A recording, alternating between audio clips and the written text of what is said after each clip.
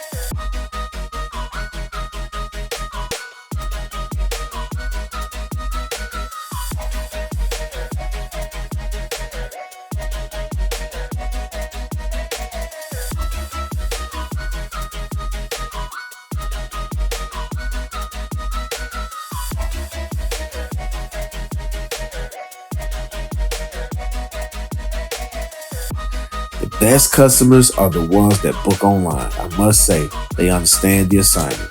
They know what they want and won't waste your time calling you and asking you questions that can be answered on your website.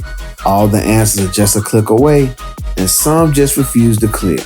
They'd rather get you on the phone, ask you 1,000 questions only to say, "I'll call you back," or "Let me check with my spouse." I never hear from them again. It's like they all fall into a black hole. The customers that book online seem to get it. They pick the package they want, the day and time. All I have to do is show up and show out. Once the service is completed, the payment is made with a tip. No hassle.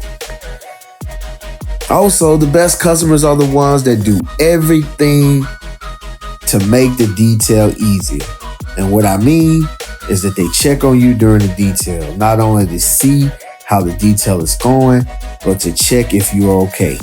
Here in Mississippi, it gets extremely hot, and some customers will check to see if you need water and food. That's a great feeling. The best customers are the ones that show a lot of gratitude. They express their appreciation for your services. That instant gratification is everything. Definitely a confidence booster. And it pushes me to go further. There aren't many jobs out there that gives you that. Best customers are the ones that recommend you to their family, associates, and friends. They bring you more customers. They tag you on Facebook for people that are in search for mobile detailers. You can't truly appreciate a good customer until you experience a bad one. I definitely experienced some bad ones. I remember in the early years of A&A, I had a customer that did me dirty. He was a group wash, and I was only charging $25 for a sedan. The vehicle was trashed. I mean, chicken bones were left in the vehicle, but I pressed on. I did a wonderful job. The customer comes out to pay and hands me $30. So I look at her and say, "I don't have any change," assuming that she'll just pay me the whole $30. I mean, the car was filthy. It was the least that she could do. Nope. He says, "Give me that 10 back and I'll owe you 5 next time." I never detailed a car again. $5 won't make or break me, but it was just the principle. A good customer wouldn't do that. I did have good customers at $25, but I ran into more than a few bad customers at that price.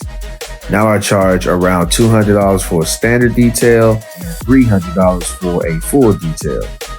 I don't come across many bad customers at this point. Prices do matter as it relates to customers. It's not the be-all, end-all.